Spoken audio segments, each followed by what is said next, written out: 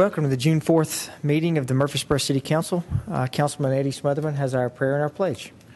If you would, please bow your head with me for a moment of silent prayer.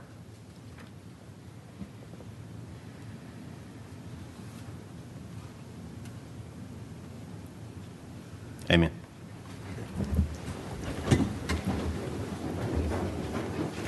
I pledge allegiance to the flag of the United States of America and to the republic for which it stands, one nation, under God, indivisible, with liberty and justice for all.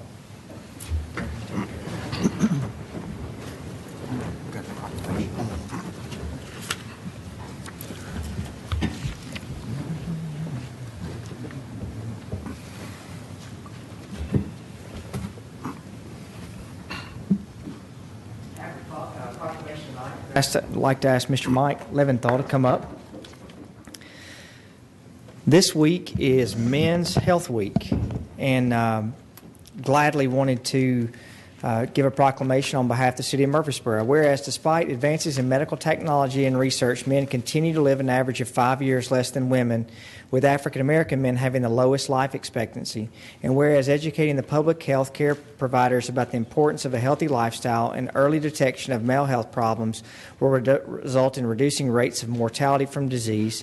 And whereas fathers who maintain a healthy lifestyle are role models for their children and have happier, healthier children.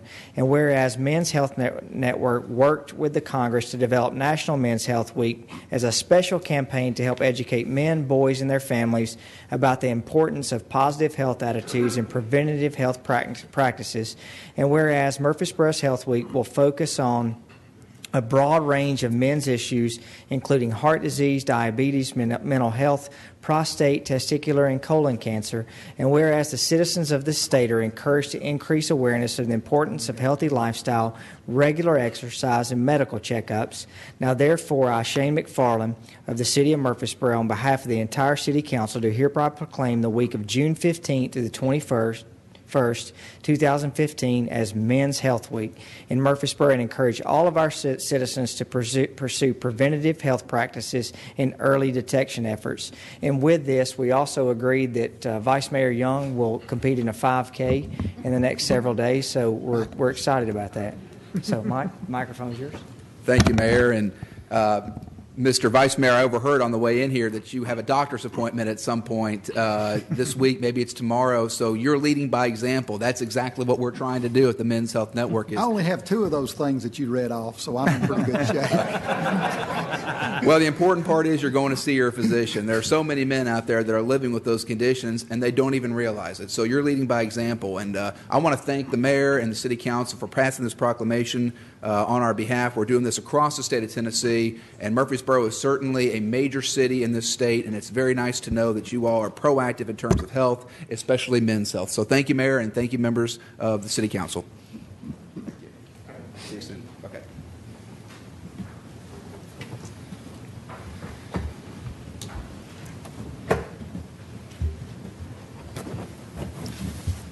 You couldn't think of a better way to tie that into the Better Borough project that started in June the 27th at 9 o'clock. We're going to be having our first family float day that will be meeting at the Manson Pike trailhead and float the Stones River. So there will be personal flotation devices there, so everyone come out. All right, we have a lengthy consent agenda in front of you. So moved. Second. Motion and second. Ms. Wright, you'll call the roll. Ms. Gels Harris. Aye. Mr. LaLance. Aye. Mr. Shacklet. Aye. Mr. Smotherman. Aye. Mr. Washington. Aye. Vice Mayor Young. Aye. Mayor McFarland. Aye. We'll move into minutes. You have three meetings in front of you: the May 7th regular meeting, the May 11th special meeting, and the May 14th regular meeting. So moved. Second. Motion and second. Ms. Wright. Ms. Gels Harris. Aye. Mr. LaLance. Aye. Mr. Shacklet. Aye. Mr. Smotherman. Aye. Mr. Washington. Aye. Vice Mayor Young. Aye. Mayor McFarland. Aye. Now moving to third readings. Consider for passage on third and final reading ordinance 15OZ29 to rezone an area along Agri Park Drive to residential multifamily 16 RM16 district. Move for passage. Second. Motion is second. Ms. Wright.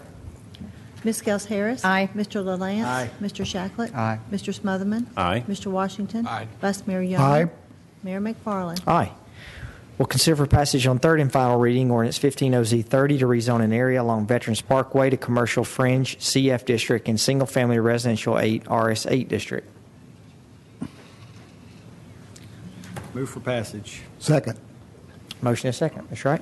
Ms. Gels Harris. Aye. Mr. LaLance. Aye. Mr. Shacklet. Aye. Mr. Smotherman. Aye. Mr. Washington. Aye. Vice Mayor Young. Aye. Mayor McFarland.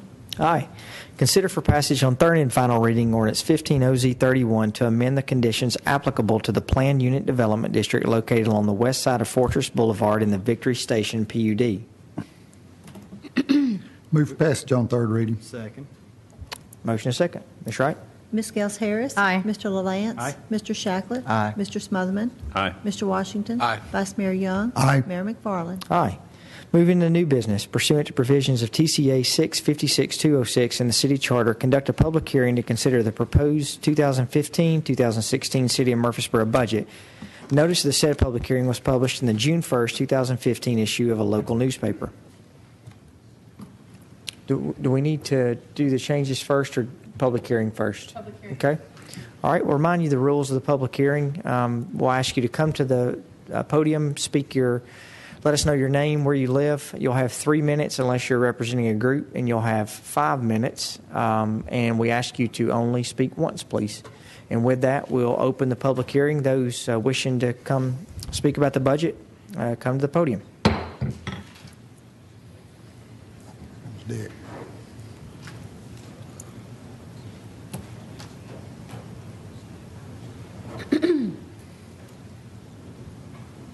As Yogi would say, it's deja vu all over again. I'm still Richard Baines. I still live on Parkview Terrace. I had asked, I was going to do a PowerPoint presentation. I asked Darren to help me out. He says there was no way he could do a 3-minute PowerPoint presentation. Ooh.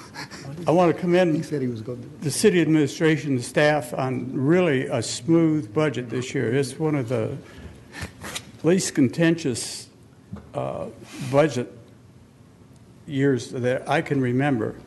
And in going through the budget, there was one thing that I was surprised to find, and I didn't understand what it was, but Rob Lyons enlightened me. It was in his budget. If I can find out what it is, it was a line item, and I remember it was $12,000. Community engagement. You guys know what that is? Well, I'm going to tell you. I will try to. It's you remember on the city 2035 plan? Mind mixer. The Mind Mixer program, where the questions were you could pick from a menu. Well, I think that's what that is, right, Rob? Yes, sir.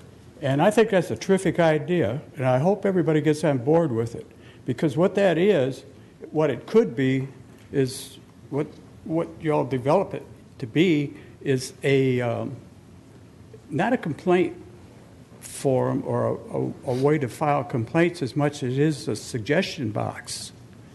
And I think there's a great resource here in the city of Murfreesboro on problem solving if we just open the door and make it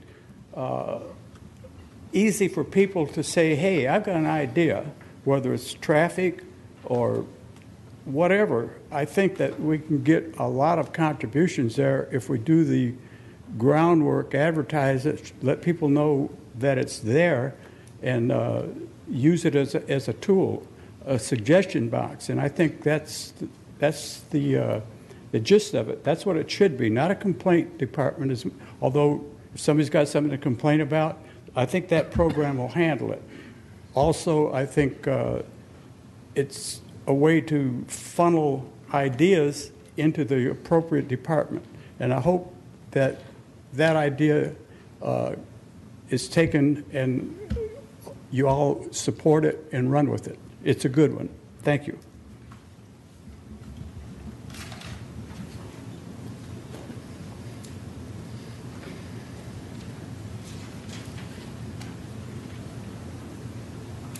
Anyone else wishing to speak?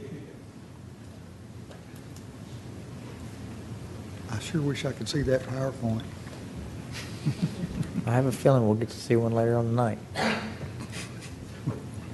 Okay, seeing no one else, we'll close the public hearing. And then we'll consider any changes that need to be proposed to the 2015-2016 City of Murfreesboro budget. Mr. Lyons. Yes. Mayor, in my memorandum that's in the council packet, I've got several categories of changes, and let me begin with what I would call budget corrections. Each year when we put the budget together, it's obviously a dynamic process, and as the budget document gets finalized, certain issues come up since it's been published, and we want to call those to your attention. So I've got several of those. The first involves the IT department, which the spreadsheet begins on page 88. As we mentioned during budget review, the staffing level in IT right now, those guys are pushed awful hard. We're working a lot of long hours and even some weekends.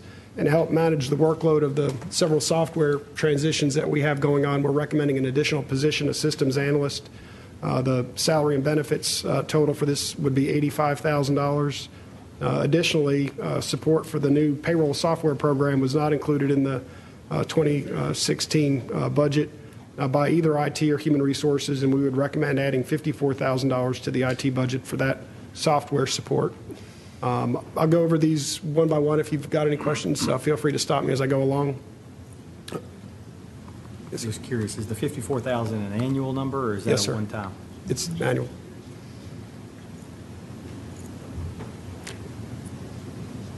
Secondly, with Ms. McGannon's retirement, we'll need to fund 9 months of salary and benefits for the new city attorney.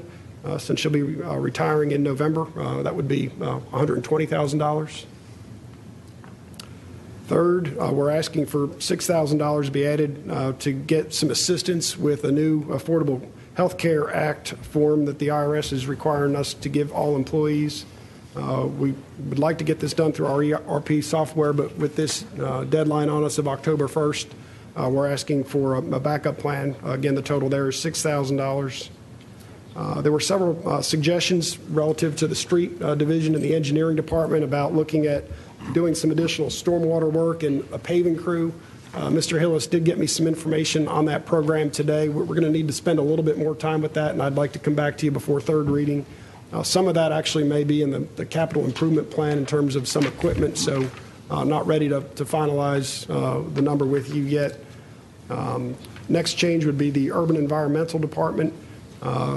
The budget is doing very well this year. We had hoped to buy a pickup truck that they need out of this year's budget since we were doing well. However, the contract that we had, the dealer was not going to be able to deliver it by June the 30th. So we had taken it out of the budget, and we're asking to put that back in.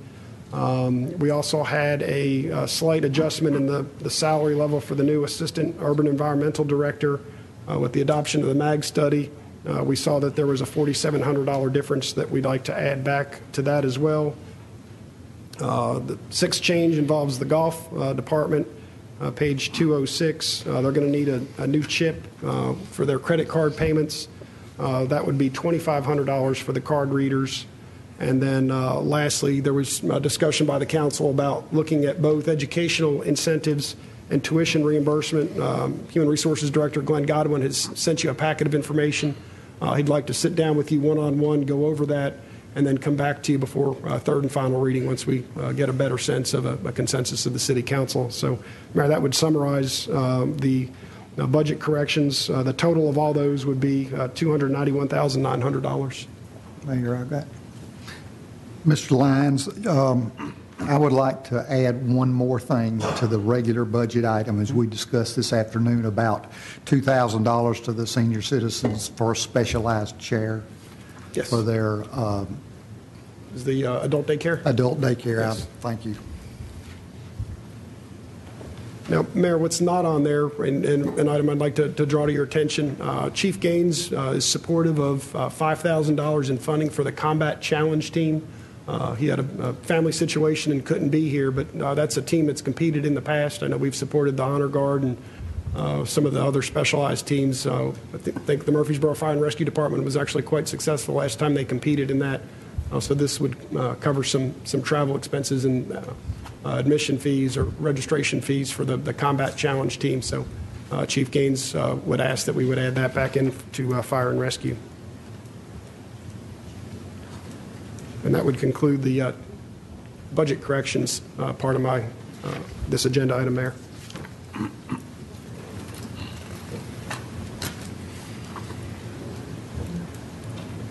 Okay, you have these changes in front of you. Do we move on these changes now? Yeah, let's maybe take these in bites. If you could request the approval of the budget corrections with the addition of the $2,000 for the senior center chairs and $5,000 for the Combat Challenge for fire rescue. Be my recommendation. I'll make that motion, Mayor, for approval. Okay, we have a motion. Second. Any discussion? Ms. Wright, call the roll. Ms. Gels Harris. Aye. Mr. LaLance. Aye. Mr. Shacklet. Aye. Mr. Smotherman. Aye. Mr. Washington. Aye. Vice Mayor Young. Aye. Mayor McFarland. Aye. We'll consider for passage on first reading ordinance 15035. Mayor. I'm sorry? Outside agency. There's another piece to Oh, the. okay, my fault. Yeah, sure. The second section of the budget adjustments, since the budget has been presented, heard from several council members about the funding levels for outside agencies. I've tried to summarize the ones that we heard from council in terms of the column of fiscal year 16 of what was budgeted, and then the next column shows the council suggestions for increases. And at this point, I'd like to get some direction from the council on how do you like to proceed on these outside agencies or any others. I think council's had, a week to look at these particular additions. I don't know if there's any others that need to be added to this, but is this the time to do that? Yes, sir. Okay.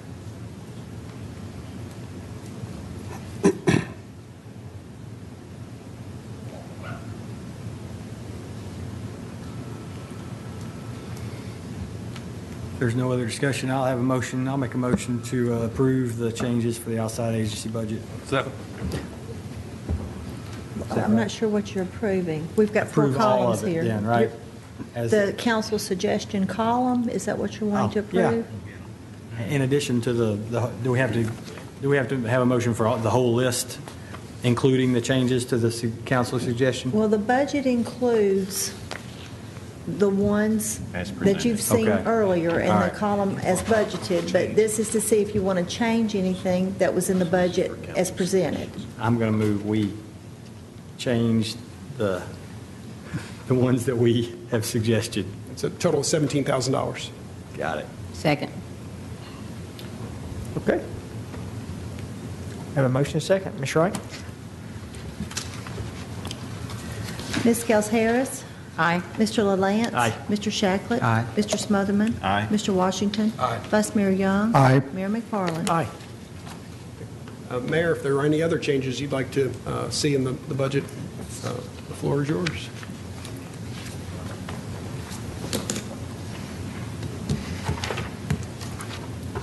I think that's really well done. We do have 3 readings of the budget ordinance, so this would not necessarily be your last opportunity, but I wanted to see if there was anything else you wanted to change. But you'll actually pick up the budget ordinance for 3 readings, and you can make changes up to and including the last reading. Rob, Do we need to give him 4% like everybody? I'm wanting us to, as a city, to put a sidewalk between Medical Center Parkway and Northfield Boulevard on Jones Boulevard. Medical Center Jones Parkway. Boulevard is the street I'm just talking about we need a sidewalk on. It would really advantageously help that neighborhood. I think I talked to Chris Griffin the other day, and Chris, were you able to come up with a budget or any kind of a number as to what you thought that might come to? Or Actually, started looking at the engineering on it today. I haven't come up with a number, but looking at some of the drainage that needs to be added. Start that process today. Let me maybe make a suggestion, because when we deal with sidewalks, depending on whether or not there's curb and gutter or a ditch section there, that impacts the cost. I'll work with Mr. Griffith. If the number's manageable for your annual budget, we could get back to you before 3rd reading it very well may be it needs to be in the capital improvement plan, which I hope to come to you next month with. So one way or the other, we can take a look at that. Yeah. And I guess I should explain my reason for this is because in that neighborhood, nobody gets on Jones Boulevard with a bicycle or tries to walk on it because it's very staggered at best, maybe a checkerboard scenario for sidewalks in that area. And because it would connect the Boys and Girls Club, Mitchell Nelson, and the sidewalks that run around the corridor on Northfield Boulevard, I think it would be a tremendous asset to that whole neighborhood. So, You got a great suggestion. And speaking on that, in that same vein, I'll get with you, Mr. Lyons, on when I first came on the council, some discussions about sidewalks being in another area. I'll get with you. That hasn't been done yet. Eddie, years ago, the point that you brought up is well taken. My understanding, there are times when the Mitchell Nielsen kids walk down the street to the Boys and Girls Club, and there's no place for them to go. They do. And it fell between the cracks several years ago, so now's the time to revive it and get it done. Part of the comprehensive plan, too, I think you know this, Eddie, is to deal with long-range sidewalk, our whole sidewalk improvement project throughout the city, especially around MTSU. And, you know, I travel to Jones every day, and those kids are walking through people's yards and on the streets, and when early in the morning, it's just dang, it's dark in the wintertime for those kids to be standing out there. On one side. But it really does. That's a great suggestion. See, we have an ordinance now that requires sidewalks around our newer schools, but Mitchell Nielsen is a 50-year-old school. Kind of fell through the cracks there, and it's probably something that needs to be brought up to date. And there's no curb and gutter or no anything. It's just ditches. It's not even good ditches. Not now. Okay, any other changes or discussion? Great suggestion. Mr. Lyons? Mayor, then I think you'd be ready for the next agenda items, which are the ordinances related to the budget. That'd be items 8 and 9. Okay. We'll consider for passage on first reading ordinance 15035, the appropriations ordinance. Move for passage. Second. Motion is second. Ms. Wright, to call the roll. Ms. Gels Harris. Aye. Mr. LaLance. Aye. Mr. Shacklet. Aye. Mr. Smotherman. Aye. Mr. Washington. Aye. Vice Mayor Young. Aye. Mayor McFarland. Aye. Consider for passage on first reading ordinance 15036, tax rate ordinance. Move for passage on first reading. Second. Motion is second. Ms. Wright? Ms. Gels Harris. Aye. Mr. LaLance. Aye. Mr. Shacklet. Aye. Mr. Smotherman. Aye. Mr. Washington. Aye. Vice Mayor Young. Aye. Mayor McFarland. Aye. We'll hear from the city recorder, finance director with regards to fiscal year 2015 current budget amendments. Council, what you have tonight is a list of items that we've accumulated through the year that need to be amended in the budget that we're operating under now. These are things that in the coming year with our new ERP system, we plan to bring as they come to our attention immediately instead of accumulating them all at once. But this year, some of these are made based on items that we've already seen y'all approve during the year, we brought to your attention. Some of the items on the list are things that we know we're going to need or think we might need by the end of the year to meet accounts payable and things that haven't come in yet for June. A summary of what you've got on the table for general fund. We had some items that last year in the budget book, the formulas had an error in the formula, and so certain line items were omitted.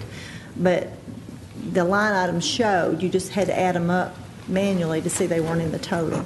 So those totaled $83,000, and that was through several departments in the general fund. Because of what happened with the Gateway project and the great opportunity we received in the land sale, we have some expenses that may happen this year and some may happen next year, so we're putting in some money in the budget for when those bills come in, we're covered this year, as that was not anticipated. Additionally, I sent you a revised form this afternoon very late for community development. we realized that we may need to shift some money to the administration line item, and we used housing rehab to cover that, to make sure we're covered for any expenses that go through June 30. We already see that there's going to be a small need, and we just want to make sure we're covered there. So your Exhibit A for this ordinance has been amended for some changes to community development. We also took off revenue and expense for a grant that we ended up, the home rehab, we gave back to the state so that they could reprogram that to the county, for which city residents are also eligible. And that was something that was brought to your attention earlier in the year by Mr. Callow. For debt service, we had some assessor payments that came in for older bonds, and we put those in the debt service fund to go against our payments, and they were more than we had budgeted, so we've captured that, as well as on the other side for the bond fund. For drug fund, we had some additional training and miscellaneous expenditures which were covered by seizure awards, and the airport fund had more fixed assets through federal and state grants than was initially anticipated, so we've covered that. And finally, for risk management, although right now we are fine with the budget, claims are unpredictable, and we have things that we have to project ahead that our city attorney does a wonderful job of doing for us. So I just want to put a little money there just to make sure we're covered. We probably won't need that, but that's just trying to be proactive. So I'll be glad to answer any questions. I think that's kind of a general summary of what these amendments are for. In addition to what the city manager had mentioned earlier, where we had a good year and we pulled some items from the fiscal year 16 budget and we're spending them this year because we think we can cover them.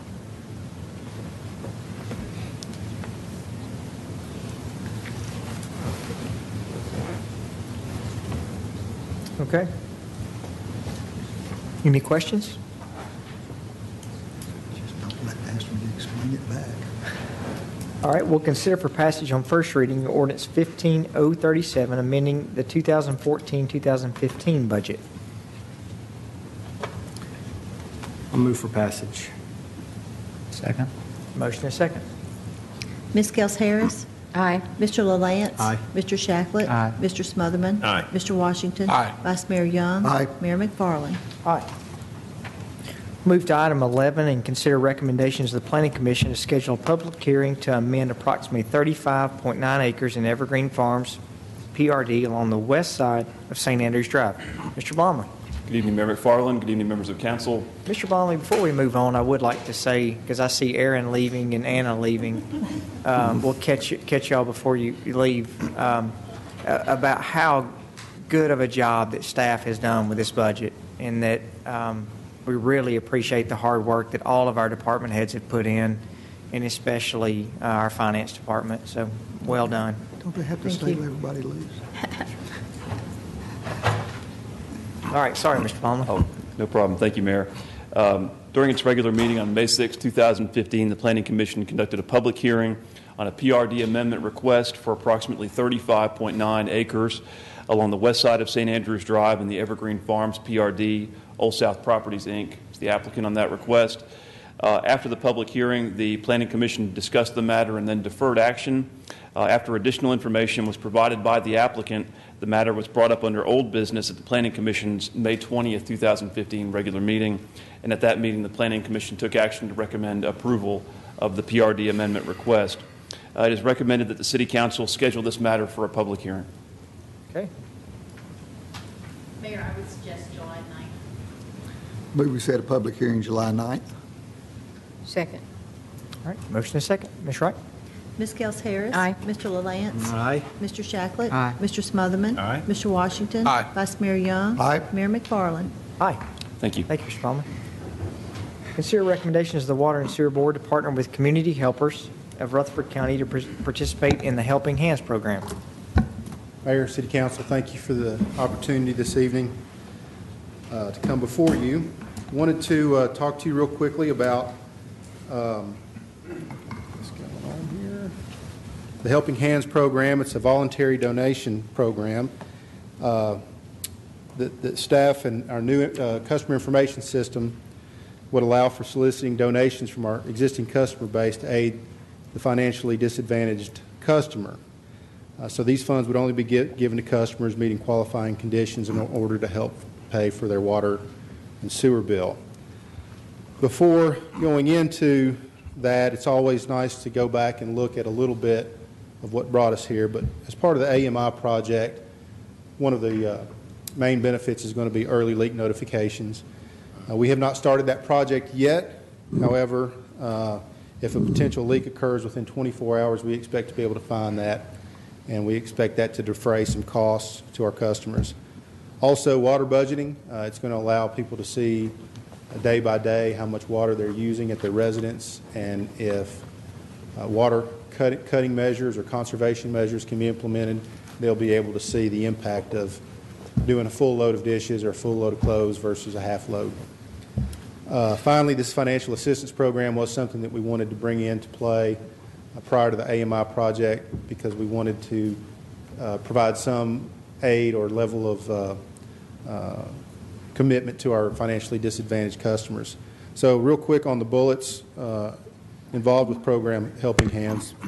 We're looking at partnering with Community Helpers of Rutherford County. It's a United Way agency to administer funds and vet the eligibility of those requesting aid. There's a 0% administration cost for them to do this for us, so it's free. Also, create a special operating fund to manage the customer's donations to the Murfreesboro Water and Sewer Department accounts. We want it to be easy enrollment. We do have our online access, our online accounting at this point, so we want to ask for enrollment online, and we want to put it on our paper bills. And it will be an opt-in program. It will be something that people will have to say they would like to participate in versus us automatically putting them into the program and them having to opt out of the program. Oh, and finally, it's going to allow just basically $1 to $10 per month for customers to add to the monthly bill. This is the basic framework. There's going to be a lot of devil in the details as usual, but this was recommended approval at the May 26th board meeting, so we would ask for council's approval to implement this program. This is consistent with other utilities and is, I would think, a best practice. If we have no comments, I move for approval of this program. Second. Have a motion and second? Or Bill? When are we going to know, when are there going to be more details about? Well, we're going to have to get the programming done into the customer information system. We haven't done any of that. Obviously, that involves cost as well. But it may be several months before we actually implement the program itself and start soliciting those donations. But I can give you as much detail as we formulate over time, but it's effectively just going to be asking those donations. I'll give you website information and show you the forms that we're going to ask people for aid. No details that are going to change the essence of what? No, this is the essence, and we're going to keep it.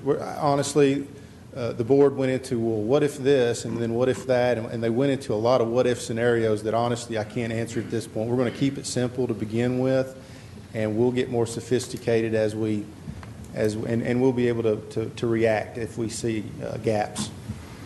So just to be clear, this is an avenue that we're offering for our citizens and our ratepayers to be able to just gift money to something that we're going to manage and determine who gets the community helper. We're going to manage the fund, obviously, but we are going to give the donations to community helpers. We have received over $70,000 in the past 5 years from community helpers without us participating in the program.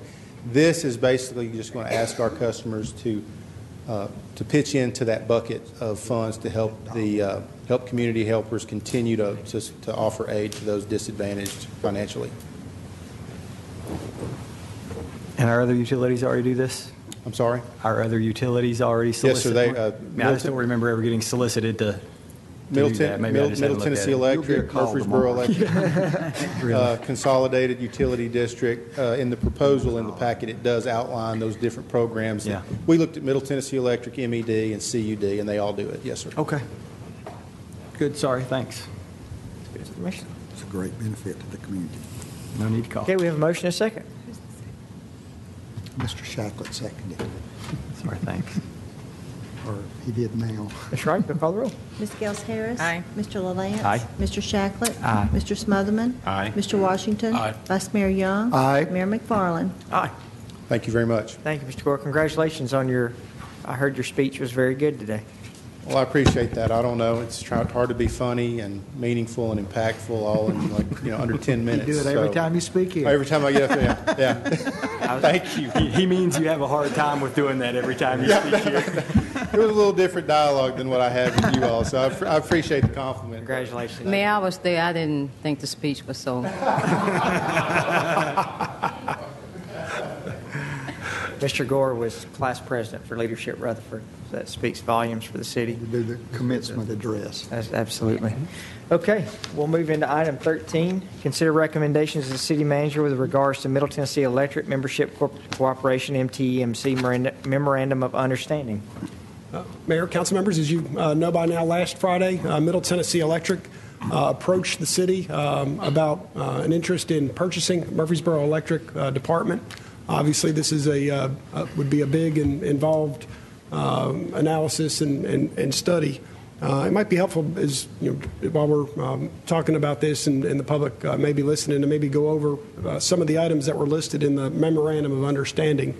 So the Memorandum of Understanding that was submitted by Middle Tennessee Electric said that according to the MOU, the parties would negotiate in good faith. Number two, that Middle Tennessee's electric rates and customer service would be comparable. Number three, Murfreesboro Electric customers would become member owners of Middle Tennessee Electric. Four, MED employees will be offered employment at least their current compensation. Number five, that the pension assets would be protected.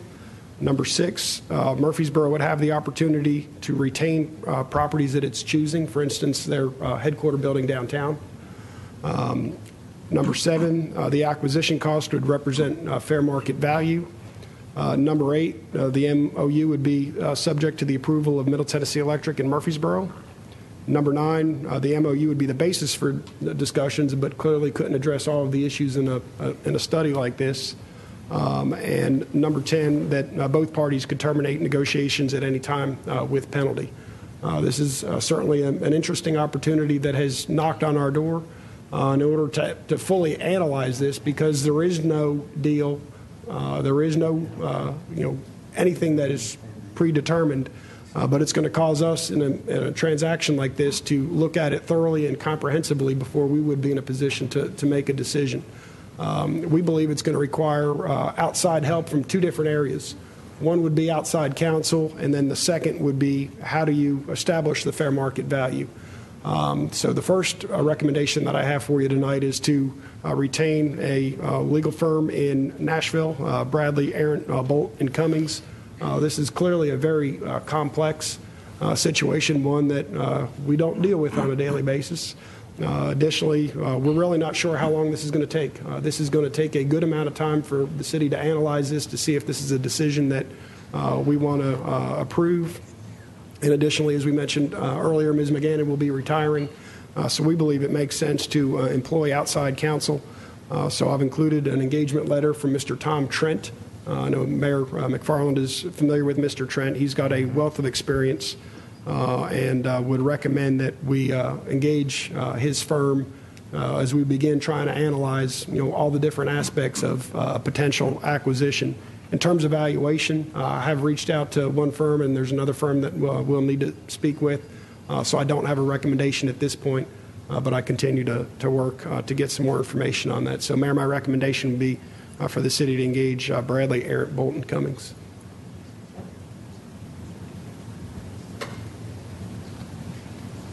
Any questions? Mayor McFarland, for obvious reasons, I will not be voting on this particular issue.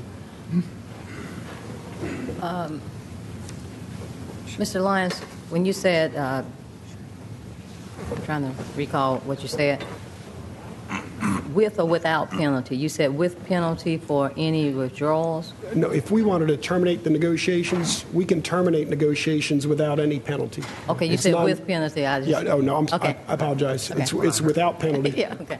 You All right. really did. Yeah. Through it Okay. all. Thank you.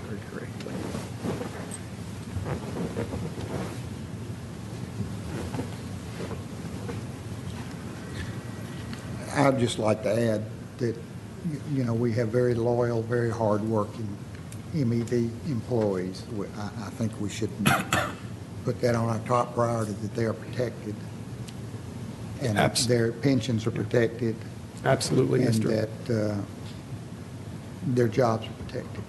Yes, sir. Now, I understand that you can't have two presidents, but Mr. Young, we that can't- would be my comment. Yeah, we could not agree with you more. Ensuring, you know, their employment, the same salary level is absolutely a huge factor for us. That is a very critical factor. We can certainly understand and empathize with the MED employees who, you know, this was unexpected. We certainly understand the anxiety that comes along with that. We want to be respectful of that and understand that this is a time of uncertainty, and we need to respect that and ensure that they have continued employment. So, yes, sir, that is absolutely going to be a huge part of this whole process. In the same level like transitioning over, in that, well, to make sure nobody's like demoted or make less, or their benefits are lessened in any way. And that's, you know, there is no deal at this point. These are all the kinds of things that need to be picked up, analyzed, documented, and presented to you before we would be able to approve something like that. So we take, you know, those comments very seriously, and we'll, you know, work to include those. And I think that is Mr. Lyons is hitting exactly that. You know, there are organizations and businesses that come to the city on a routine basis to ask about, well, are you interested in this? You know, just like when MTech came to the city, you know, that was a dialogue that happened, and there is no deal that's done. There's no hostile takeover. I can say that Middle Tennessee Electric, those gentlemen have been nothing but, when the presenting the memorandum up front, and their two commitments that they have made has been, one, to our citizens and our ratepayers, and then right behind that is the employees. And that's the things that we represent both. So, but there is no done deal. There's, you know, no matter what rumors fly out there, this is not a done deal. It has to go through a process, just like everything that happens within our city.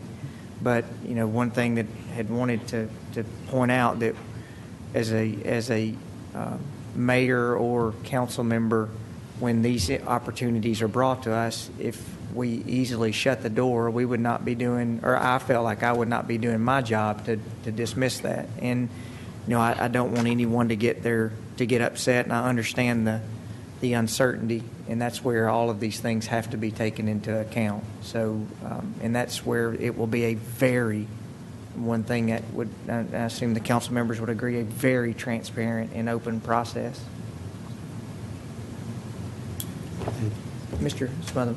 Mayor, I agree with what you just said 100%. I think there's synergy, or a synergy amongst these two companies, that both of them bring in their benefits of their traditions that are strong traditions, their financial stability of both the company and the membership. I think this is something that could be advantageous to the rate payers as well. And so I think that we should pursue this, and I'll make a motion that we go ahead and approve the memorandum of understanding. Or does it need We need to hire the council. We're approving hiring outside legal hiring counsel. outside legal and then I assume Mr. Lyons will come once you nail down with legal counsel the evaluation firm to start that process. Yes, sir. That will be presented to City Council as well for your review and approval. I'm working hard on that. It's not ready at this point. This has been moving pretty quickly.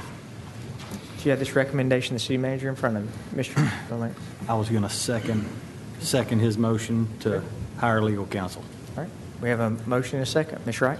Ms. Gels Harris. Aye. Mr. LaLance. Aye. Mr. Shacklet. Aye. Mr. Smotherman. Aye. Mr. Washington. Abstain. Vice Mayor Young. Aye. Mayor McFarland. Aye.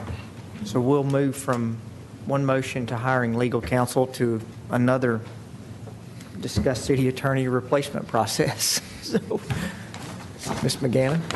She sure smiles when we say that. I know. Folks, we've got, and you'll see in your agenda, this has, unexpectedly came up 2 or 3 weeks ago, and Ms. McGannon will tell you when she told me that she was retiring, I had to go back and say, okay, tell me that again. And she had to tell me again, and I said, congratulations, because my first response was probably not congratulations. Well, it was not congratulations. So, I know. Yeah. So I'm very happy, and I think we all are for you and your dedication. But we do have to move along, and Ms. McGannon is stated November the 1st. So backing into that timeline, she gave us 6 months, but that clock is quickly ticking, and wanted to really just get the input of the council on, you've got the information about what direction you want to head, and also really want to make sure and let you know that the discussions that have taken place, Mr. Lyons has made it very apparent that he will help however he is needed, but this is a city council decision, and he has made that apparent. So we have got a few, and I'm trying to get to this on my agenda because my iPad wouldn't work, but we've got several different options that we can go with, and you've got some that you'll see from Mr. Godwin, and Mr. Godwin will really want to turn the floor over to you and maybe let you give us some different options and on how that we could proceed. Thank you, Mayor, and good evening, Council. As Mayor McFarland mentioned, there were some very brief discussions for your consideration this evening, and in the packet this evening you'll find several pieces of information, and primarily the recruitment would take an optional track with either what's referred to as an internal or an external recruitment. Internal meaning typically an organic recruitment, that is, the Human Resources Department would be working with, in conjunction with Mr. Lyons and Council. An external track in terms of the level or the executive level of this individual could, in fact, of course, take a track of a recruitment or a placement firm. And so those are two distinct pathways that Council might wish to consider. In your packet this evening, though, are some additional materials for you to consider that I think at the preliminary stage may assist you in discerning which direction that you may wish to take.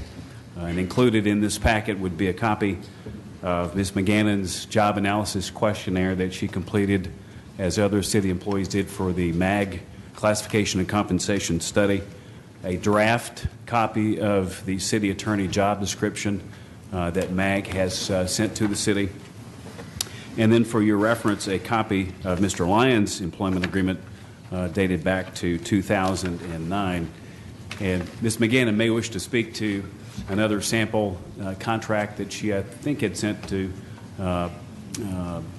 perhaps Mayor, yourself, recently. There's a couple of different options, and the two options that have been discussed is one, for better terms, to hire outside headhunter, and have got some information from one group that Ms. McGannon we have used in the past. They recruited Adam Tucker, and that's a firm called Counsel on Call, and that is one option that has some advantages and then also some disadvantages. And then the second option is to go more of a traditional route using our HR department, and that has some advantages and some disadvantages as well.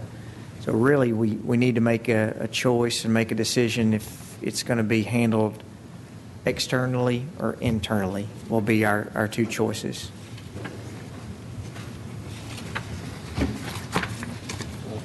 How was it handled when Ms. McGannon was hired? She was intern. Ms. McGannon? I was an internal candidate, Mr. Shacklet. The city council hasn't had to face hiring someone who was not already a city employee for at least 23 years. I think the last external hiring of a city officer was when Judge Sellers was hired. So I don't think any of you have been through it before. No help at all. And we didn't, back when we hired Mr. Lyons was it 6 years ago? Is that right? 2009. Yeah. So 6 years ago, we had talked about having an external firm, and then while that process was going on, we had the Good Friday tornado. Mr. Lyons performed. Mr. Haley was out of town. Mr. Lyons performed the entire time, and I think that became apparent on who the city manager was going to be. So we really are really have different options. What, Ms. McGann, what were some reasons behind why you chose to use a firm to hire Mr. Tucker or to recruit for that position? I should clarify. Council on Call was used when we needed temporary help. They do both temporary and permanent placements.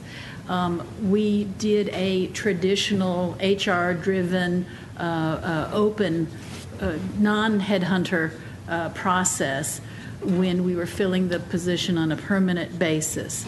Mr. Tucker competed with a large number of employees before being selected. We did not use that firm to recruit for the permanent position.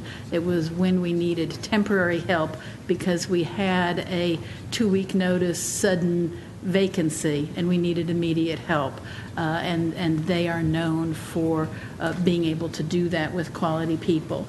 So that I mentioned that firm in the letter that I sent you all because of my familiarity with their expertise in the Tennessee legal market, not because they had been used by the department for filling any permanent position.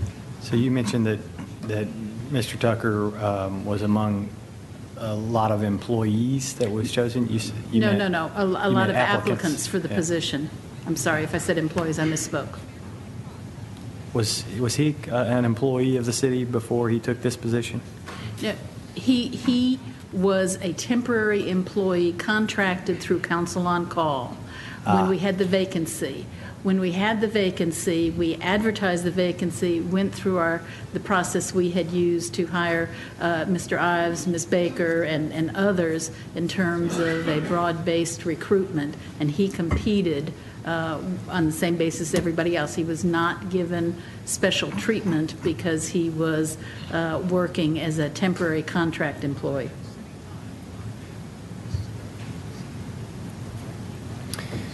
My general feel for it is to look externally. Mainly, I guess part of the reason why I feel that would be my direction would be, it seems like we could always, if we don't like what that results in, we have our staff here to go the more traditional route, to look, the further the search. Let me maybe offer up a suggestion just so you can understand the complete picture as you begin to evaluate the options. When you use a headhunting firm, oftentimes you're going to pay maybe 25% of an annual salary as a fee to that firm for placing the individual. So, one option that we shared with the mayor would be if you conducted the search driven by HR and let that run for a couple weeks, you'll know pretty quickly how deep the pool is. If the pool is deep and you've got outstanding candidates, then you can proceed in that direction. If you get a couple weeks in and the pool's very thin, then you might look at bringing in a search firm, realizing there's going to be a cost to it. Now, when you make hiring decisions, you hire the right person that pays dividends for you for many, many years. You make a bad hire, it's often painful and expensive and disruptive. So, one option would be to do it internally and then look at the candidates that you've got before you might go get some outside help. Yeah, that's what I had on my when I sat down and did pros and cons on this. The pros with internally doing it, that we can go through manage the process, and if the candidates come across, then it didn't cost us 25%, and we get, a good pool. The negative with that is if we go that process and we burn 3 to 4 weeks, then we know we lose the time. But because with the outside agency, we're going to be looking at $30,000 roughly would be the amount to. If you just figure that based upon the 9-month budgeted amount that we've put in there, so that's really our. Can you tell us a little bit more about what the process looks like from here forward? I mean, as it relates to what kind of dialogue do we have, what kind of interaction do we have with the process? Well, we're going to need to, the council will need to come up with really a point person to handle the process through the city, because HR and Mr. Lyons are going to be very uncomfortable heading up a job search on someone that technically answers to the city council. So we're going to have to decide who wants to head that up, and then from there we've got to decide. I think something that's a good idea, and what Mr. Lyons has had success with many of his hires is a community panel. That if we had a council member that's on that community panel, a department head, Mr. Lyons, who works with the city attorney really day in, day out, and then also maybe have a couple of attorneys from that deal, with municipal law that may be in the private practice, and then they interview those candidates and come back with recommendations to the city council. So really, that could be an option. And I think does MTS, do you use them for this too? Sort of, do they get involved with this sort of? That's an option. We're currently recruiting fire and rescue chief, and MTS did assist us with a part of that with interviewing some of our city employees, and then they'll help with an assessment center. And I think part of the question was, how do we proceed on these? And it's probably worth sharing, Mayor, because this is part of our conversation earlier in the week. When we've got a recruitment like that, one of the very first things we do is try to figure out what is it that we need in the position.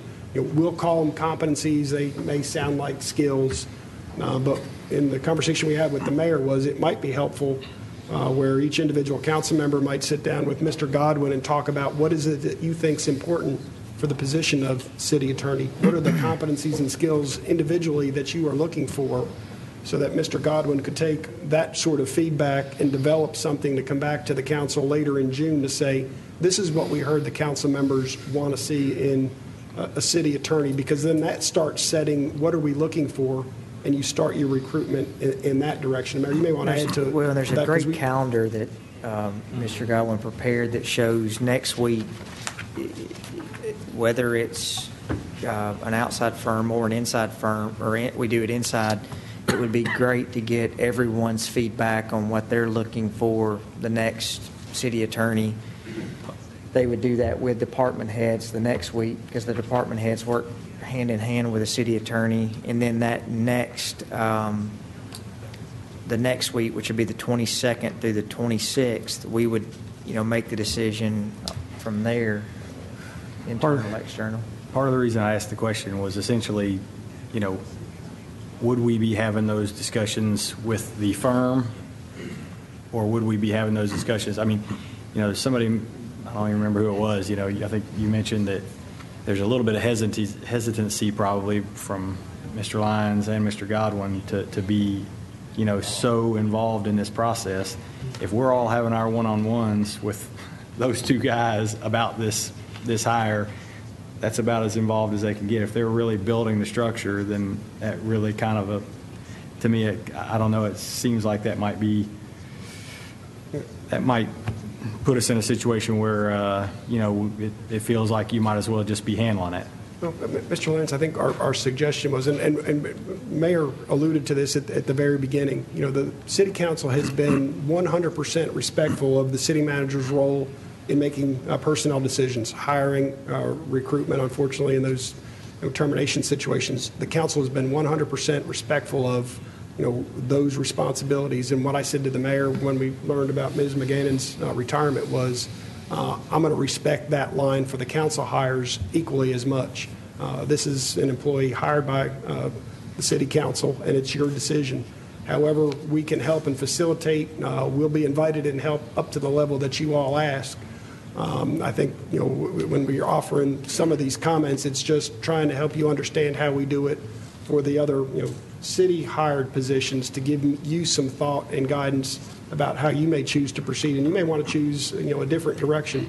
We're merely trying to help you understand what it looks like. So maybe what I'm trying to suggest to you at this point is before we start maybe trying to decide whether it's a headhunter type firm or whether it's led by HR, a good place to start is, because whether it's HR led or it's a consultant led, you're going to need to tell them what it is that you're looking for.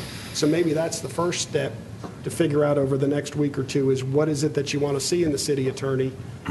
Mr. Godwin can collapse and consolidate that and share all of that with you, and that'll help you set your recruitment profile. And then at that point in time, you can decide whether you want to have this done with HR, advertising it on the city's website, whether you wanted to go a consultant route or whether you wanted a hybrid route of you start with HR, and if the pool's not deep enough, then you look for some outside help. And I'm sure we can probably talk Ms. McGannon into staying longer if needed, right, Ms. McGannon? Not to put you on the spot. I'm just kidding. Ms. McGannon, you don't have to answer that.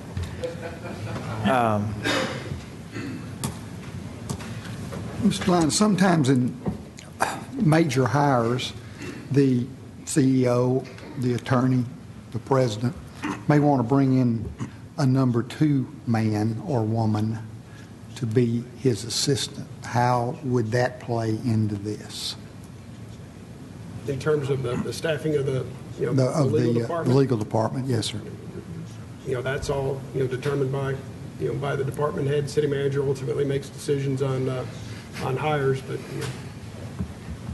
that's not out of the realm of a possibility, though, is it? Well, it's hard to. I think we just need to keep that in the back of our mind.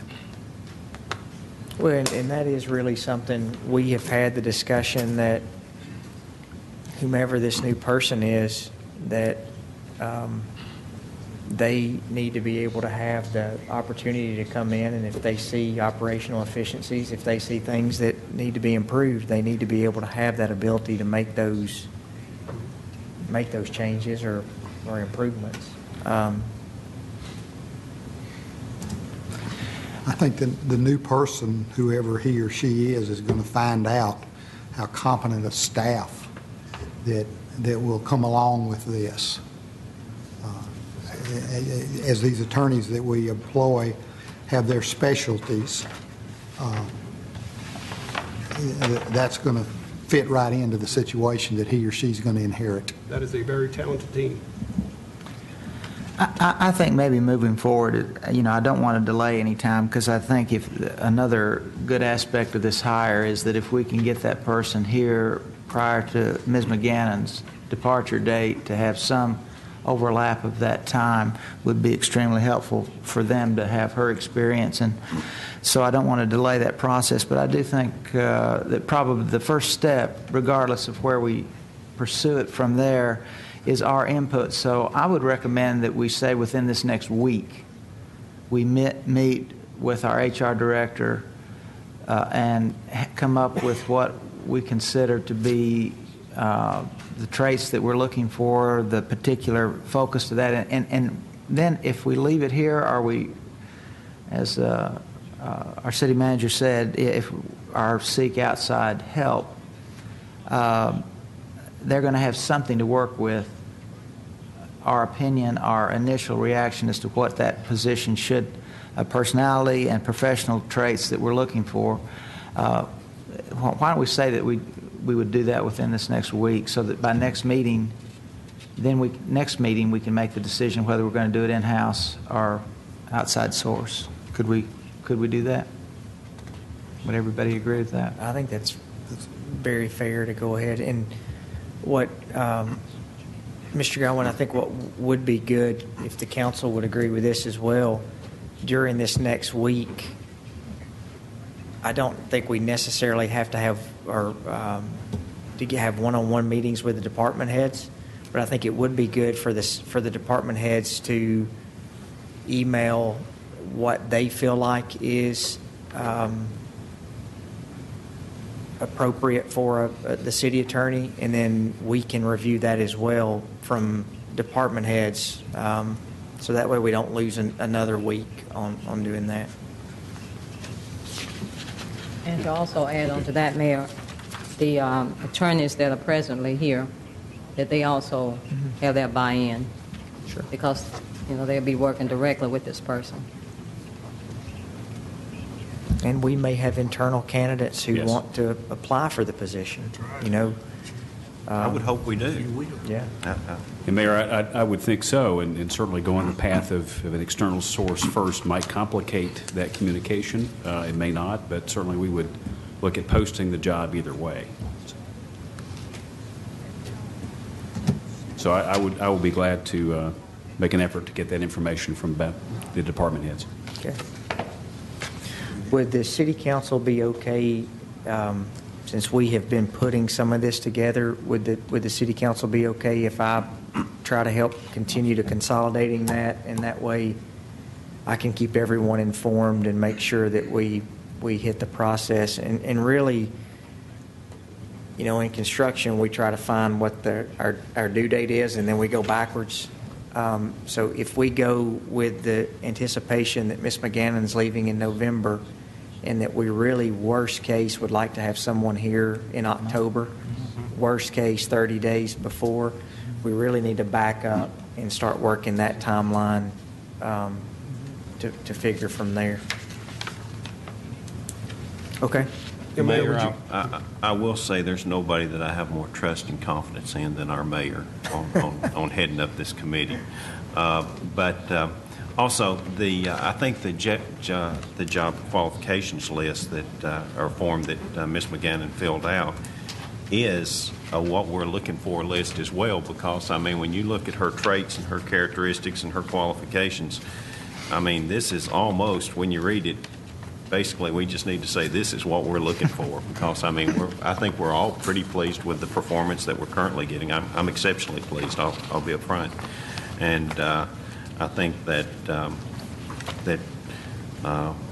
with you heading it up, Mayor, as far as the qualifications, I do think that at some point that although I think we've got an excellent internal candidate, and maybe more than that one I'm thinking about, but I do also feel that it would be inappropriate for us to do a hire at this level without looking at the big picture nationally and saying who else is available that also carries these traits and qualifications that Ms. McGannon has listed here. Well, how about if we do this then? If you've got the packets that have the JAQ that was filled out, you've got the class code where this was revised the 31st. You also have the city manager's contract, because that is something that we have talked about, that the city attorney has not been under contract, and some of the research we've done that a position like this is probably going to be tougher to recruit without having a contract. So that's something that we're going to have to discuss. And if we do it, Mr. Godwin, if we do it this way, if you have anything that needs to be given to him that's not in this JAQ, then please meet with Mr. Godwin between now and next Thursday. And if you don't hear from council members, then you know that the JAQ that's what we're looking for. And then by next Thursday, we'll make a decision from there on how we're going to proceed, if that is acceptable. Mayor, did you want to do this during the regular meeting, or possibly look at a special meeting before the 7 p.m. regular council meeting? I think if we could do a 6 o'clock special meeting, that would give us, a good hour to just work on this solely. Would that work for everyone? Okay, so we'll just plan on meeting here next Thursday at 6 o'clock. That'll be Thursday the 11th. We have a 5 o'clock? No. No. The next. Yeah. You can come at 5 if you'd like. Yeah. Already did that last week. For the budget meeting on Monday. How'd that work out for you? My microphone worked.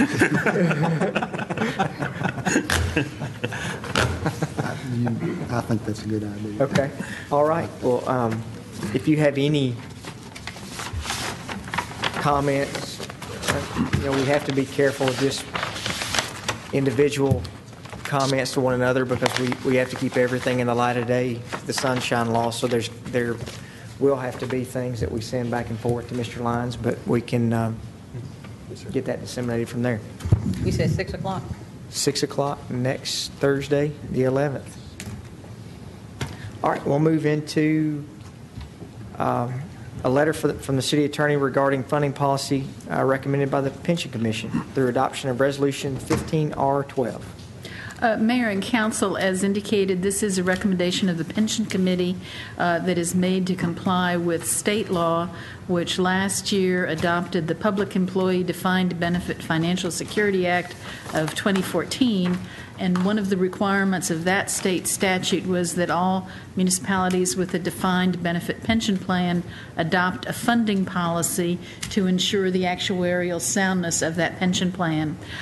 This policy was developed in consultation with the city's actuary and Ms. Wright and myself reviewing it. It was reviewed by the Pension Committee, and it is recommended to you. I hope everyone has had an opportunity to read it because it does commit the council until such time as the policy is changed by the council of meeting the requirements for funding and operation that are contained in the policy. We are required, after the policy has been adopted, to give a copy to the comptroller and notify the comptroller of any changes to the policy. We do have to have the policy applicable to fiscal years beginning after June 15th of this year. We believe this is in good order as complying with both state law, what our past practice for operating the pension plan has been. It will not require any substantive changes to how we have been doing things, and it does come to you with a unanimous recommendation of the Pension Committee.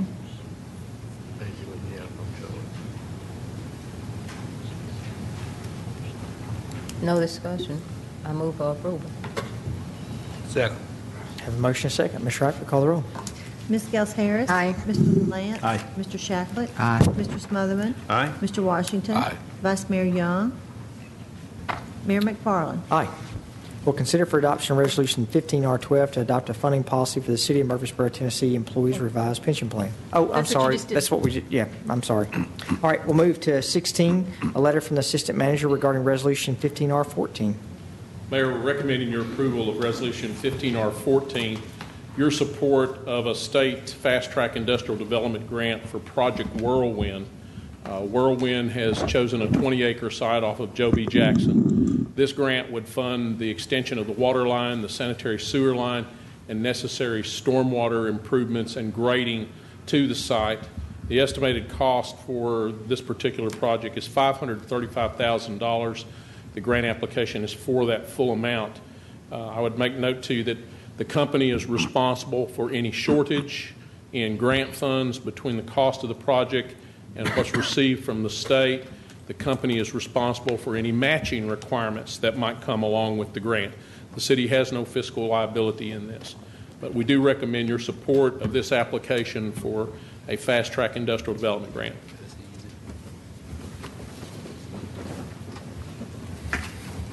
Okay, you have this resolution in front of you. Any questions? If there's no questions, I'll move for approval. Second. Motion and a second. Ms. Wright? Ms. Gels Harris. Aye. Mr. LaLance. Aye. Mr. Shacklet. Aye. Mr. Smotherman. Aye. Mr. Washington. Aye. Vice Mayor Young. Aye. Mayor McFarland. Aye.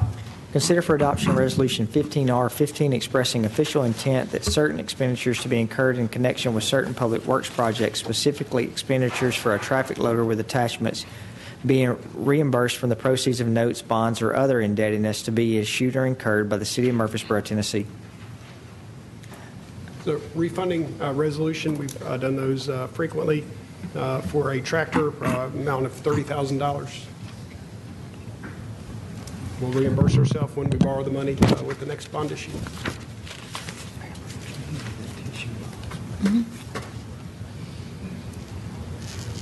No questions. I move for approval.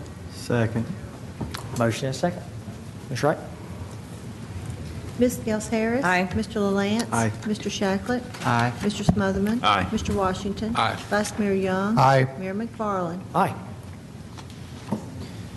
We have a letter from the Chief of Police regarding JAG grant interlocal agreement with the Rutherford County Sheriff's Office. Mayor, the chief asked if I would present this to you, as this is following the pattern that we've had for several years of sharing with the county the JAG grant equally, with, in this case, the city doing the administration. Your action is requested to approve the resolution, which would authorize applying for the grant and entering into the interlocal agreement for management of the grant.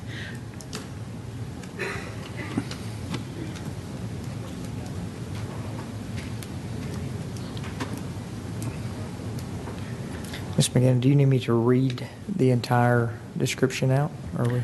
No, sir, but I don't Okay. want to stop you if you... No, We don't want to need that.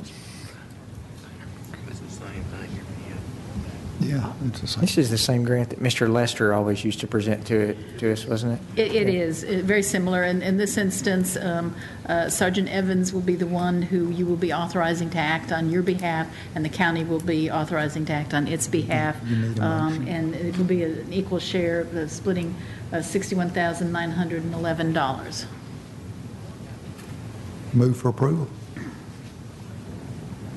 Mr. Evans always does a great job of presenting or trying to qualify for these grants. I think that's a great opportunity for us to have a chance of getting the grant and certainly sharing it. I don't have any problem with it, so I'll second the motion.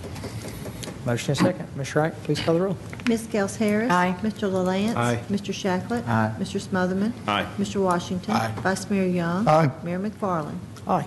Consider for adoption Resolution 15R22 to approve National Cooperative Purchasing Alliance, NCPA, as a purchasing cooperative under the city's procurement code.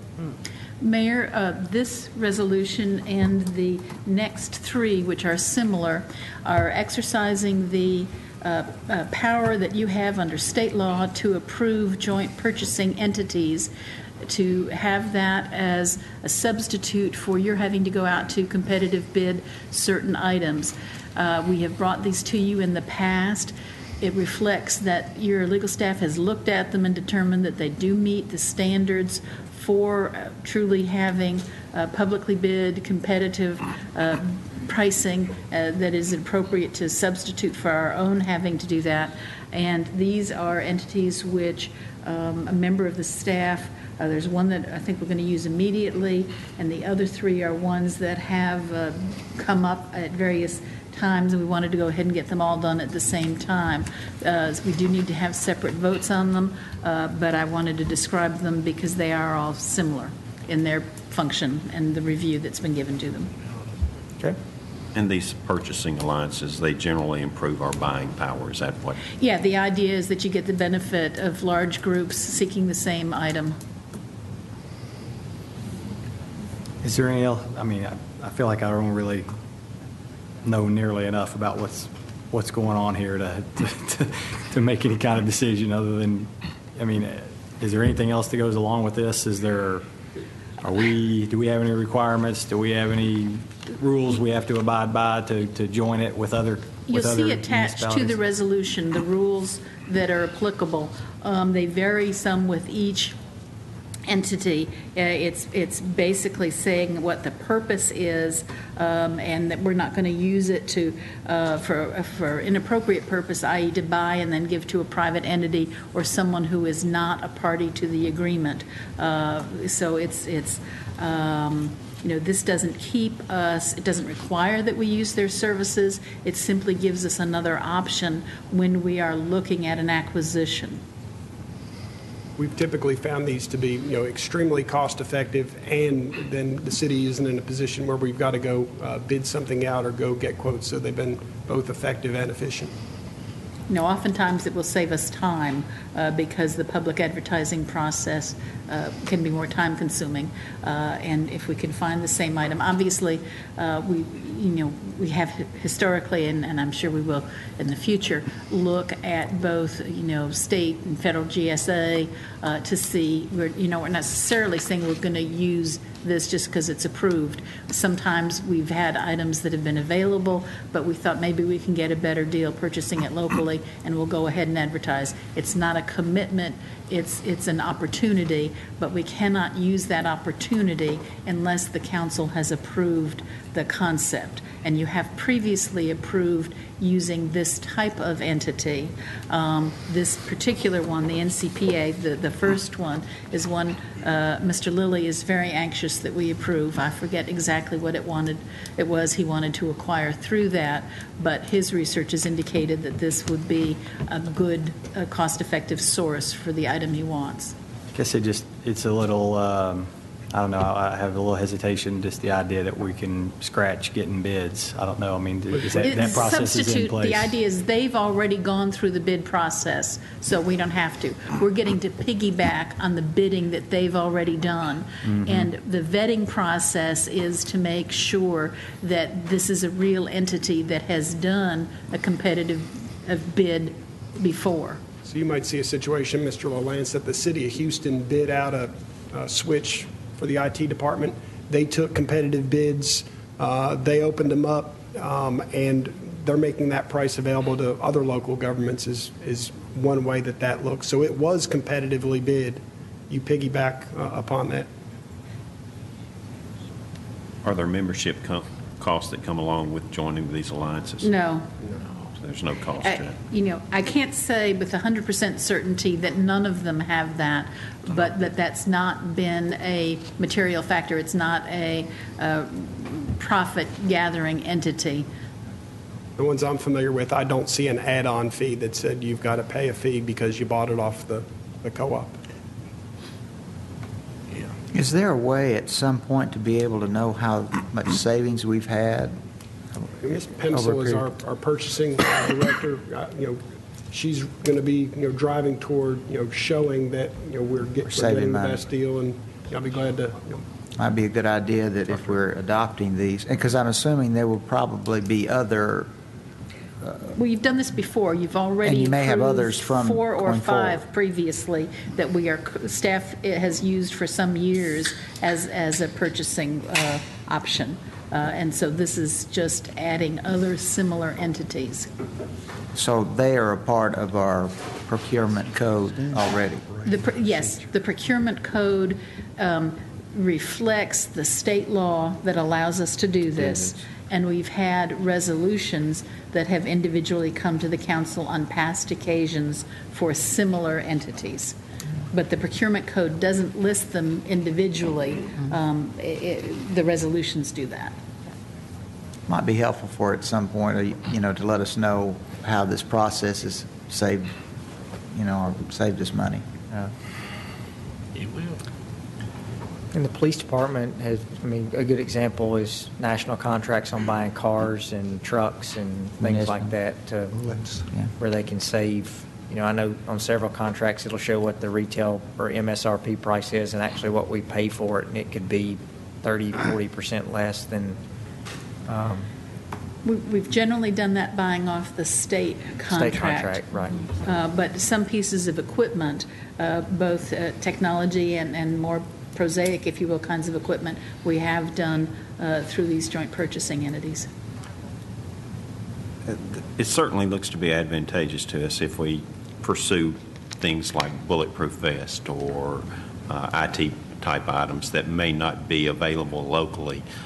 I think I picked this up from Rick a while ago that there's some concern that we may be going beyond shopping local in some cases, and that's, I certainly don't have a problem with entering a agreement that will get a benefit and save taxpayers dollars on. I am a little concerned as to how we decide which ones of these we used. I know the mayor just used the example of purchasing cars. I still believe that there's enough car dealers in Murfreesboro that we should be able to find a police car in Murfreesboro. Well, and that's the good thing. Normally, those contracts, like if you they go through those individual people. So it still may be local. It just like when they go, they say, "Here's your price on what you can sell it to the governments for." So it's it's. We bought them from the Ford dealer in Murfreesboro for the police vehicle, but it was off the off state the purchasing price that came through being a part of the alliance. Yeah, and you mentioned on the local piece, because we are absolutely sensitive to that. Mr. Crumley and I met with Ms. Pemsel today. She's scheduling a vendor appreciation breakfast for our local vendors the third week of June. We want to invite them in, thank them for doing business with the city. She's moving toward a system where we can get data and make it easier as we begin to automate that process. She wants to say thank you, register them while they're there, because we do believe in buying local, and she's committed to showing that appreciation with a breakfast in a couple weeks, and to get them signed up at the same time so it's convenient for them. Can you guys, are there any downsides of this that you guys can tell us? I mean, Mr. LaLance, we believe it to be a great option. It does not bind us. We'll look at that sometimes, and we'll look through some of our other sources, and if it's a good deal, we use it. If it's not, we go in a different direction, but it just is another option to us. And the reason for doing 4 of these is what? One we need now for an acquisition. The others had been raised before, but we'd gone a different way, and it's trying to be prepared. The Girl Scout Be Prepared. It's trying to make sure that the city has options for when it needs them, because if you need it, one of the reasons you want to do is to act quickly, as you know. Raised to the council, to previous councils? It'd been raised from, no, none of these have been turned down by the council before. They'd been raised internally with staff, and for one reason or another, the purchase had not used the particular cooperative that's listed, but they were ones that had been identified as being pertinent to the kinds of purchases that the city needs to make. So we wanted to try and give the purchasing director options, and because these had come up before, we thought, well, let's do them all at once. And we do have others we are already members of. These are just in addition to the ones we already are members of. And usually when I've seen them used, it's been either because of a time crunch. Going through a sealed bid process is lengthy. Trying to come up with proper specifications can be difficult. And we have had local vendors say, if you're a member of XYZ purchasing group, I can sell it to you now. But going through the bid process, I don't know if I'll still have it on the lot. We've had that with some equipment before for some of our departments.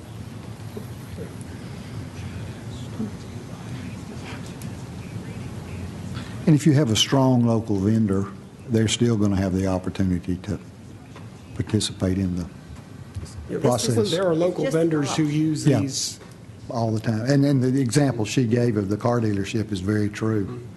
Well, we've had it with a piece of equipment for the cemetery. And their ability to go through and come up with specs, and they needed a specialty type piece of equipment, and they had found a vendor, but the process to go through to do a sealed bid was more than they were really interested in even beginning to attempt. And the vendor asked, were we a member? And we were. And so they worked with the legal department, and they were able to get their equipment quickly. It was a backhoe, one of a special size. Yeah, just because the purchasing entity may not be based in Tennessee does not mean it does not have Tennessee or even Murfreesboro members. I'm still waiting for my Amazon order to be fulfilled from Murfreesboro. I keep looking, but I think it's analogous that there may be vendors all across the country, including here in town. I guess that's what I'm just a little bit worried about. I don't know. I just feel like I just kind of don't know enough about it, but I'm good. I mean, I'm probably not going to support it just because I don't know enough about it. And if Ms. Pemsel wants to talk to me about it later or whatever, I can become more familiar with it, but I think it's probably good enough. So You guys go. I'm good. Mayor, I think we've beat this to death. I move that we accept the resolution 15R22. Second. Have a motion second. Ms. Wright? Ms. Gels Harris. Aye. Mr. LaLance. No. Mr. Shacklet. Aye. Mr. Smotherman. Aye. Mr. Washington. Aye. Vice Mayor Young. Aye. Mayor McFarland. Aye.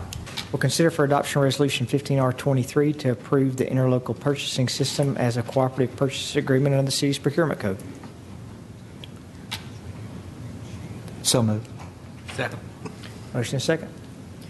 Ms. Gels Harris. Aye. Mr. LaLance. No. Mr. Shacklet. Aye. Mr. Smotherman. Aye. Mr. Washington. Aye. Vice Mayor Young. Aye. Mayor McFarland. Aye. Consider for adoption Resolution 15R24 to approve Buy Board National Purchasing Cooperative as a purchasing cooperative under the city's procurement code. Move for approval. Second. Motion is second.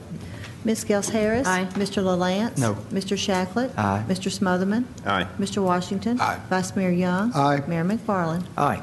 Consider for adoption Resolution 15R25 to approve the National Purchasing Partners as a purchasing cooperative under the city's procurement code. So moved. Second. Motion is second.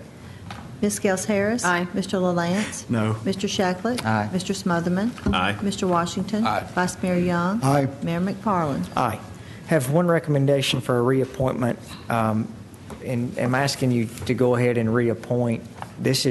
We did this about a year ago in adding to our pension commission an employee, and that employee's been Mark McCluskey, who I think has helped with the process on having an employee on the pension. When I say an employee, we do have two employees on the pension commission already, Ms. Wright, Mr. Lyons, but also a non-departmental head employee, I think is how we wrote that. So we'd like to ask for Mark McCluskey's reappointment. Move for second. Motion is second. Ms. Wright? Ms. Gels Harris. Aye. Mr. LaLance. Aye. Mr. Shacklet. Aye. Mr. Smotherman. Aye. Mr. Washington. Aye. Vice Mayor Young. Aye. Mayor McFarland. Aye. Ms. Wright, I don't see any beer permits. Not tonight. No beer permits. Have a large list of statements that need to be paid. Second. It's your motion, Eddie. I appreciate y'all putting up with my coughing tonight. I've coughed all night long. I move for approval. Second. Have a motion and a second. First time I've known since I've been on city council that the second came before the first. Motion. So, Ms. Gels Harris. Aye. Mr. LaLance. Aye. Mr. Shacklet. Aye. Mr. Smotherman. Aye. Mr. Washington. Aye. Vice Mayor Young. Aye. Mayor McFarland. aye. Any other business to come before the city council? I do have one item. Mayor, members of council, Kendi Keast is prepared to give you a midpoint briefing on the comprehensive plan. And my suggestion would be, so that we've got adequate time to go over that in as much detail as you'd like, that in 2 weeks, which would be June the 18th, that we would have a special council meeting at 5 p.m. so we could focus solely on the comprehensive plan, as opposed to having this as a regular agenda item. I thought this is important enough. We might want to spend a little bit more time with it. Just remind the council also that Kendi Keast will be at the 1 o'clock Planning Commission on Wednesday. They're preparing a code critique for us. I think that will help us learn where parts of our zoning ordinance and development code could use some improvement. They'll have a task force meeting that evening at 5:30 at the Chamber of Commerce. And then my suggestion for you and request would be that you hold a special council meeting Thursday, June the 18th at 5 p.m. for the purposes of a briefing on the comprehensive plan. We need a motion for that. Sorry. Yes, sir. Well, I was going to ask, will they be here Tuesday the 16th? They were just setting up their travel plans, I believe so. Okay, because we have the solid waste summit that evening. that morning at 9 o'clock. I believe. Okay, I'll check with them. Okay, all right. I want to mention something about the comprehensive plan, but I'll first make a motion that we set the date for that day. Okay. So moved. Day we have? The 18th at 5 p.m. Second. Have a motion and a second. Ms. Gels Harris. Aye. Mr. LaLance. Aye. Mr. Shacklet. Aye. Mr. Smotherman. Aye. Mr. Washington. Aye. Vice Mayor Young. Aye. Mayor McFarland. Aye. Mr. Lance? This isn't funny at all. I want to mention something about the comprehensive plan. It's been on my mind for a few weeks now that I want to tell you guys as we look towards this next couple weeks. It's imperative in my mind that everybody up here starts to become significantly more familiar with this plan and all the little nitty-gritty parts. We've sort of thought through this some, and I just want to mention to you, I don't know, as we go through this thing, a 2-year-long process, whether or not we should be angling towards trying to adopt one big giant plan and every little thing that comes in the middle of it, or if we should try to do chapter by chapter or something like that. I mean, it's not up to me, but I just want to lay that out there for you. It is a lot, and it's a lot of stuff that I guess I just maybe get a little afraid of, that if we start trying to look at this and if everybody doesn't get really intimately involved with every letter and every word and every sentence in this plan, that one day we're going to kind of look back and go, well, I didn't really know it said that. And so I want you guys just to be thinking about that. And as it goes into this next 2 weeks, I thought it might be an appropriate time for me to say, before they come here, please put a little thought into that. And, I'm just a guy up here with the rest of you, but that's my 2 cents on it. So I hope at least put some thought into that. And let me add to that, Mr. Lance, because I had a conversation with the mayor at 6 o'clock tonight that sounded a lot like that this is a dynamic process, and we've been sending the chapters as they've been developed to the task force, to the council, posting them online. And, there's been good discussion at the task force level, but in terms of seeing any real big substantive changes to the individual chapters, we haven't seen that. What I had shared with the mayor is I'm actually going to get hard copies printed up of each of those chapters. I know we've sent them to you electronically, but just to make it easier for you, I'm going to get hard copies sent out to you and the task force. One of the things that we explained as the comprehensive plan process started is a number of these chapters build upon one another. And we may get to October or November, and there'll be something in the chapter being studied there that may have a relationship to the growth capacity chapter 2, that's going to cause a change.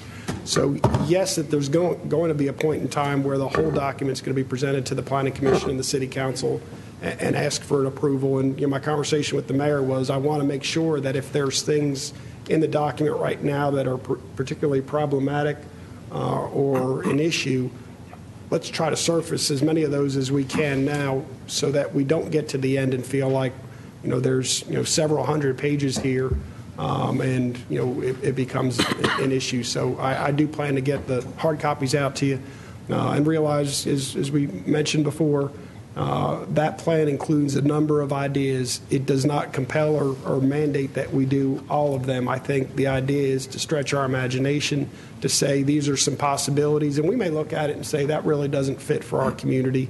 Good idea somewhere else, but at least it's there on paper to challenge us and get us to think critically. So as you read through it, realize that's a part of the process.